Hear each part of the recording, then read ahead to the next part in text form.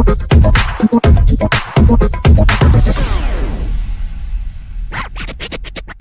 Sobat Psikologi Polri, mental sehat, kerja hebat. Kembali lagi bersama dengan saya Ibda Marini dalam program Psychology Talk. Seperti yang kita tahu, ada beberapa tokoh di dunia yang mengalami disleksia juga. Tetapi orang-orang ini memiliki keberhasilan di bidangnya masing-masing. Contohnya siapa? Ada Deddy Corbuzier, Tom Cruise, dan juga Albert Einstein. Pada hari ini kita sudah kedatangan narasumber untuk menemani kita belajar tentang disleksia, yaitu Dr. Trubus Raharjo, MSI Psikolog. Halo Pak. Halo Mbak Malini. Pak Dr. Trubus ini merupakan dosen psikologi di Universitas Muria Kudus. Bapak juga memiliki tempat terapi untuk disleksia yang bernama Sekolah Disleksia Kudus. Selain itu, Pak Dr. Trubus juga merupakan seorang wakil ketua 3 HIMSI Jawa Tengah. Apa kabar Bapak? Alhamdulillah baik Mbak. Alhamdulillah. Iya. Oke, hari ini kita mau membahas tentang disleksia nih Pak. Iya, Kira-kira disleksia itu apa sih Pak? Ya, disleksia itu adalah salah satu bentuk gangguan kesulitan belajar, ya, khususnya yang biasanya terjadi pada anak-anak. Nah, jadi biasanya terjadi pada anak-anak yang terlihat itu pada usia-usia khususnya SD. Nah, itu biasanya terlihat dari kesulitan membaca dan menulis. Nah, begitu ya. Jadi disleksia itu secara khusus kita bisa mengartikan bahwa kesulitan belajar pada seseorang ya terkait dengan kesulitan dengan membaca dan menulis. Nah, kira-kira begitu. Ya. Jadi disleksia adalah gangguan belajar dalam membaca dan juga menulis. Ya. Yang terjadi pada anak-anak ya, khususnya pada anak-anak SD. Anak-anak usia SD. Ya. Nah, itu yang mungkin umum kita ketahui terkait dengan kesulitan pada saat mungkin seperti membedakan antara huruf B sama D yang sering kebalik. Nah, begitu ya, biasanya seperti itu. Atau entah itu membaca atau menulisnya, Umpamanya contohnya kalau tulisannya pasar tapi kemudian membacanya jadi basar, namanya begitu. Atau badan jadi daban. Nah, begitu, itu adalah salah satu contoh disleksia namanya, begitu. Oke, berarti itu adalah salah satu contoh untuk disleksia.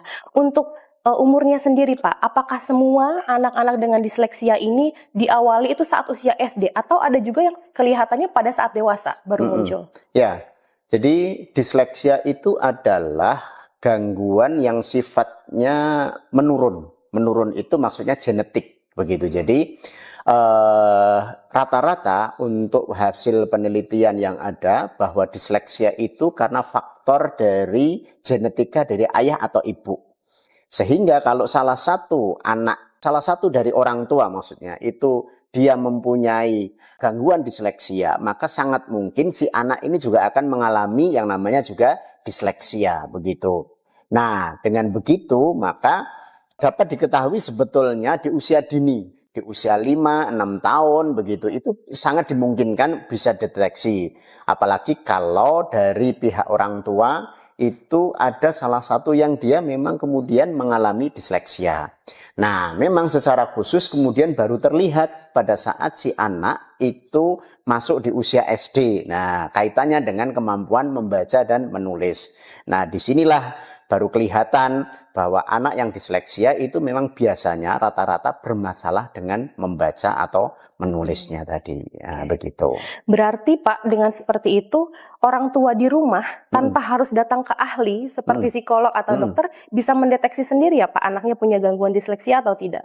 Secara indikasi memang bisa kemudian kita mengindikasikan bahwa anaknya apakah mengalami disleksia atau tidak. Tetapi kan tentunya tetap membutuhkan yang namanya justifikasi atau diagnosis terkait dengan apakah memang si anak ini benar-benar mengalami disleksia.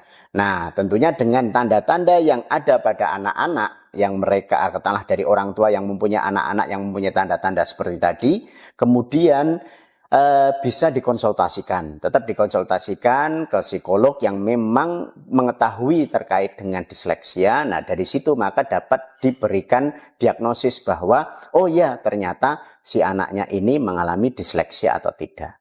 Nah, begitu. Baik, tadi kan disleksia adalah gangguan belajar nih Pak. Untuk anak-anak kan belajar adalah hal yang penting. Betul. Perlu belajar dari sejak dini, sejak Betul. anak-anak. Nah, bagaimana caranya mereka bisa belajar dengan baik, sedangkan mereka sendiri memiliki gangguan belajar? Nah, betul. Jadi disleksia itu adalah gangguan belajar. Padahal anak-anak kan diharuskan atau bahkan ya katakanlah diminta setidaknya untuk juga belajar. Nah, disinilah yang menjadi permasalahan utama pada anak-anak dengan disleksia. Nah, kenapa? Karena pada saat si anak ini memang mengalami yang namanya gangguan disleksia, maka dia memang akan mengalami kesulitan biasanya. Kenapa? Karena pada saat si anak ini membaca, kan gitu ya, membaca apa yang kemudian tertulis, kemudian dibacanya berbeda, maka tentunya akan memberikan makna yang berbeda. Pada saat maknanya berbeda, otomatis kalimat itu akan menjadi kalimat yang bagi anak sendiri itu kemudian juga sulit untuk dipahami. Kesulitan memahami kalimat berarti kesulitan juga kemudian pada saat dia harus memahami sebuah materi. Nah, otomatis disinilah kemudian yang sering terjadi adalah orang tua atau guru akan melihat bahwa anak-anak yang disleksia ini biasanya kecenderungannya juga akan kesulitan dalam menjawab soal. Nah, disinilah urutan atau rentetan permasalahan yang terjadi pada anak disleksia dengan kesulitan belajarnya tadi. Nah, gitu.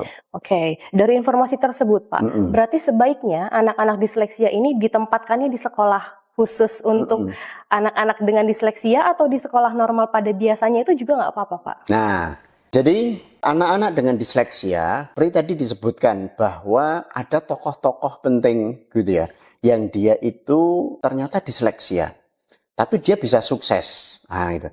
Terus apakah kemudian dia sekolah khusus gitu ya? Memang ada beberapa kondisi pada saat seorang anak itu mengalami disleksia, itu memang membutuhkan sekolah khusus, tetapi tentunya gitu ya, dengan penanganan yang baik itu anak tetap bisa belajar di sekolah umum. Itu pertama. Yang kedua, rata-rata anak disleksia itu adalah sebetulnya mereka adalah anak-anak yang normal, kemampuan intelijensi normal. Bahkan ada beberapa anak yang dia itu mempunyai intelijensi di atas rata-rata, termasuk ada yang jenius. Ya, Albert Einstein itu kan jenius, tapi dia sampai kelas 4 atau kelas 5 kan gitu ya. Dia tidak bisa membaca dan menulis. Tapi kemudian dengan usahanya dia kemudian menjadi bagus, penting, menjadi terkenal dan dia bisa menemukan banyak pengetahuan-pengetahuan kan begitu. Nah, jadi anak disleksia itu sebetulnya anak normal yang mampu belajar di sekolah umum namun tetap membutuhkan yang namanya penanganan khusus. Begitu. Biasanya memberikan penanganan khusus ini siapa Pak? Apakah dokter ahli syaraf atau psikolog? Ya. Jadi untuk penanganan khusus pada anak-anak yang disleksia ini gitu, itu sebetulnya ya rata-rata adalah terapis yang memang kemudian dia sudah mendapatkan pemahaman tentang disleksia. Kemudian juga bisa psikolog tentunya psikolog yang juga memahami tentang permasalahan disleksia. Nah, dari sini kemudian anak diterapi. Nah, diterapi. Bahasanya memang diterapi, bukan belajar membaca atau menulis, tapi konsepnya adalah konsep terapi. Sebagaimana yang tadi disampaikan gitu ya. Saya di rumah itu punya tempat terapi namanya sekolah disleksia kan begitu ya. Nah, apakah mereka belajar membaca menulis? Ya, betul. Tetapi konsepnya adalah terapi terkait dengan kemampuan membaca atau menulis. Begitu. Berarti di sekolah itu tempat terapi Bapak mengajarkan bagaimana caranya mereka membaca dan menulis dengan efektif ya Pak, Betul. dengan kekurangannya mereka. Iya, betul sekali. Nah, kalau dari pengalaman Bapak sendiri nih, biasanya apa kesulitan-kesulitan yang ditemukan waktu mengajarkan anak-anak disleksia ini Pak? Ya, anak-anak dengan disleksia itu itu mempunyai karakteristik kesulitan masing-masing. Ya, jadi antara satu dengan yang lain berbeda-beda meskipun kadang ada yang konsepnya sama. Jadi contoh saja umpamanya yang salah satu contoh tadi saya sebutkan kesulitan dengan B sama D kan gitu ya. B sama D kecil. Nah, dia pada saat belajar membaca atau menulis kan begitu ya. Maka dia akan mempunyai kesulitan terkait dengan kata yang ada huruf B sama D. Tapi ada juga yang dia kesulitan dengan huruf yang lain. Contohnya M sama N mamanya gitu ya. Ada apa dengan M sama N? Kadang-kadang anak itu kan sering tanya, "Mah, kalau M itu yang kakinya 2 atau 3?" Gitu.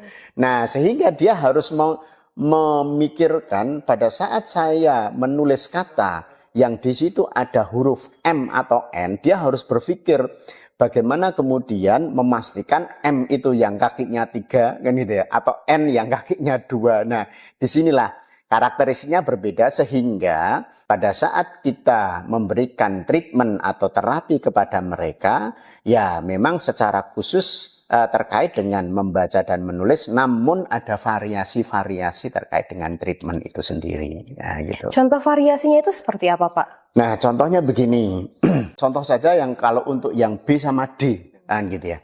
Kita kan sering kalau dulu mungkin atau pada saat SD itu kan diajari, oh kalau huruf B itu nulisnya garis kemudian perutnya di depan, kan begitu. Kemudian kalau huruf D itu garis kemudian perutnya di belakang. Nah, anak disleksia itu tidak paham itu. Kenapa tidak paham? Karena coba perhatikan saja, garis perutnya di depan. Pada saat anak disleksia kita menerangkan perutnya di depan, itu kan depan sana.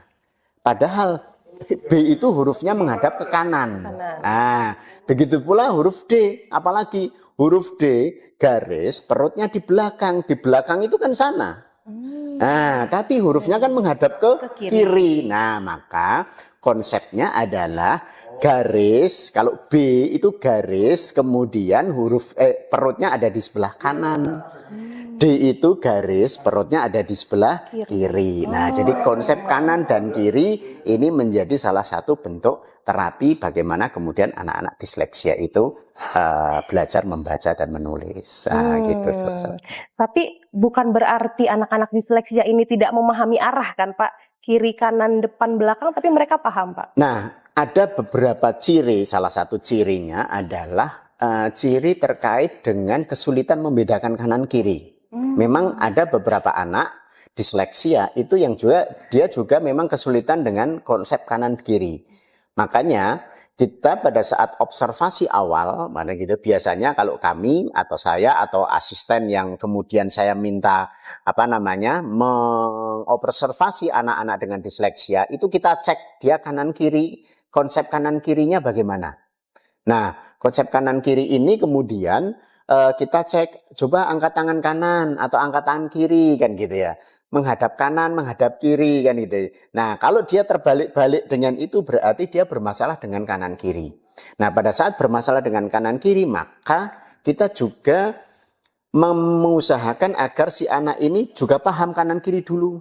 Salah satunya contoh mamanya kayak saya ini, kita kasih gelang kan gitu atau jam pada lengan kanan, berarti tangan kanan, sehingga anak akan paham bahwa saya menggunakan jam ini sebagai tanda kalau tangan kanan. Nah, gitu. Jadi itu salah satu juga proses terapi yang kita lakukan. Nah, Oke, gitu. menarik ya, Pak. Jadi bisa pakai bahan-bahan lain untuk sebagai bantuan ya, Pak ya. Betul sekali ya.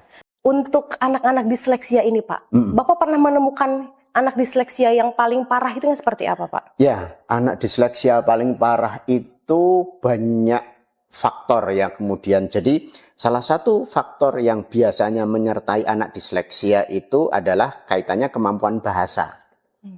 Jadi ada beberapa anak disleksia yang dia kesulitan untuk menyusun kalimat. Pada saat ngomong begitu ya, dia kan harus menyusun kalimat. Nah, salah satu yang sering terjadi, mamanya begini, ada kalimat saya mau makan, kan betul gitu ya. Nah, dia anak disleksia itu bermasalah dengan kalimat itu, sehingga dia mengatakan saya makan mau. Mah, aku makan mau. Nah, itu kan salah. Itu sudah satu. Kemudian yang kedua, ada beberapa anak disleksia yang dia juga mempunyai gangguan penyerta, namanya kalau kita paham namanya ADHD, hiperaktif. Jadi kadang-kadang orang melihatnya sekedar, oh ini anak hiperaktif, oh ini hanya belum bisa bicara, kan gitu ya. Padahal kemungkinan dia hiperaktif, kesulitan dengan menyusun kalimat. Nah, kemudian dia kesulitan dengan pemahaman terkait dengan huruf dan kata. Sehingga ya ini yang biasanya paling berat kemudian untuk kita tangani.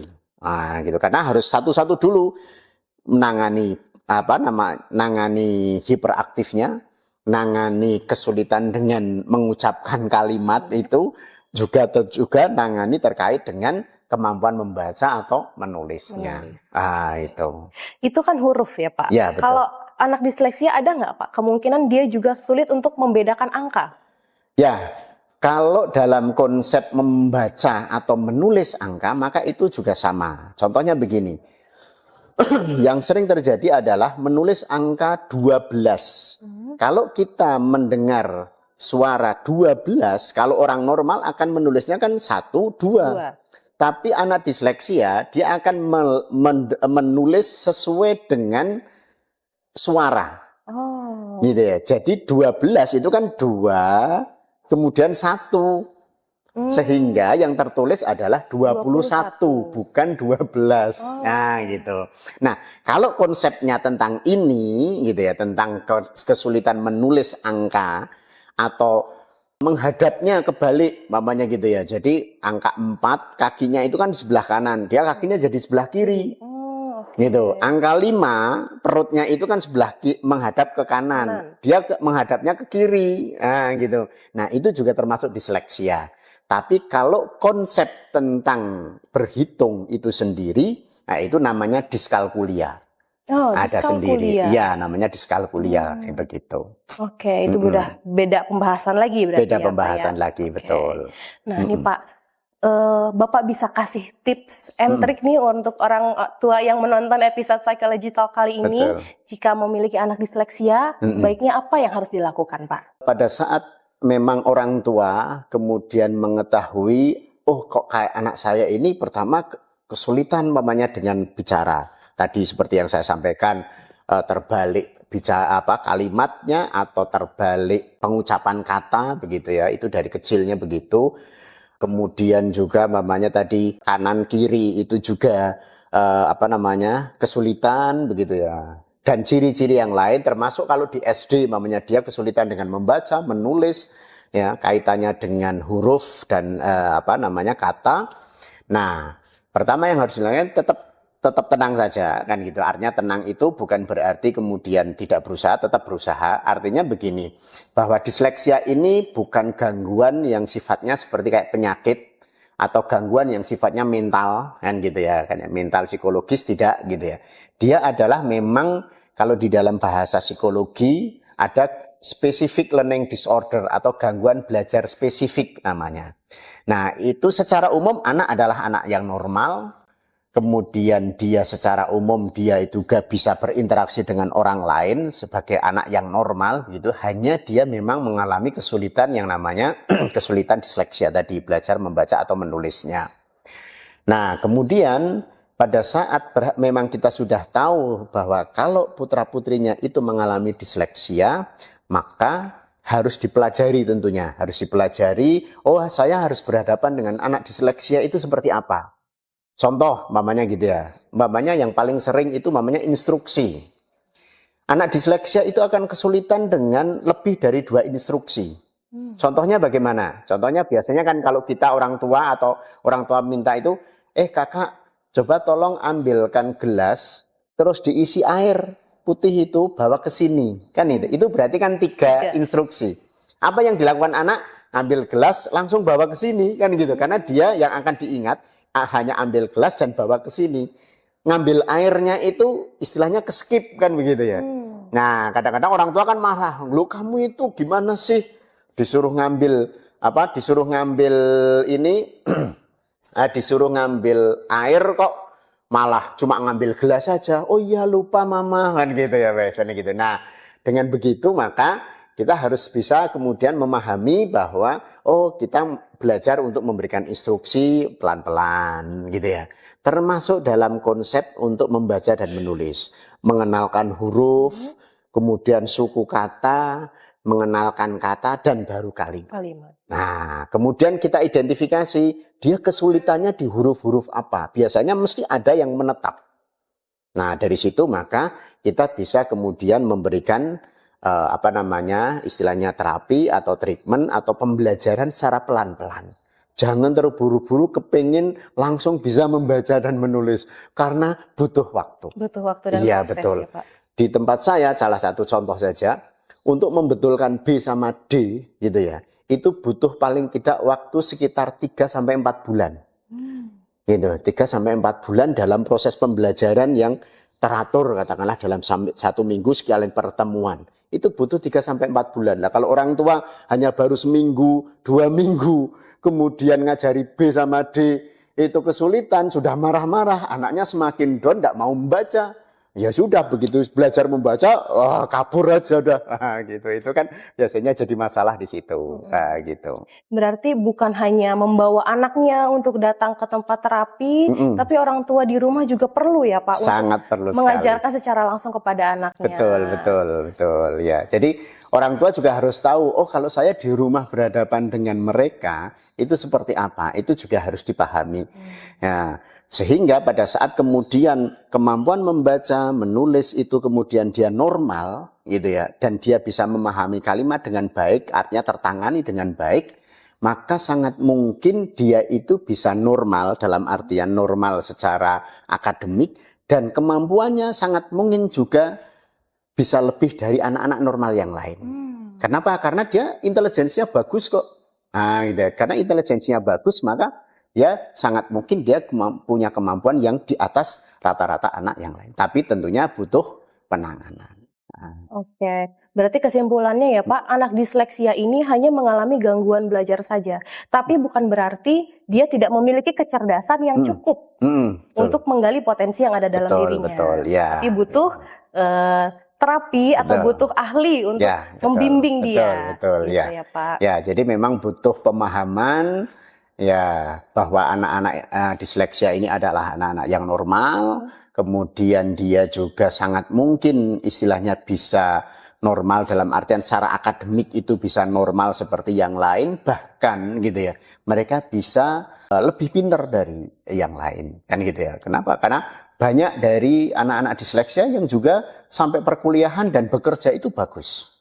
Ya, sampai di kuliah kemudian bekerja itu bagus. Padahal mereka dulu waktu SD, SMP bahkan begitu ya, itu masih kesulitan dengan membaca dan menulis. Namun ya tadi kalau di SD tetap butuh dukungan khususnya dari orang tua. Karena kalau di SD kan rata-rata anak disleksia kan tidak tahu saya itu disleksia kan begitu ya. Tapi mereka butuh dukungan, support dari orang tua, kemudian juga pemahaman yang baik sehingga pada saat mereka di SD bisa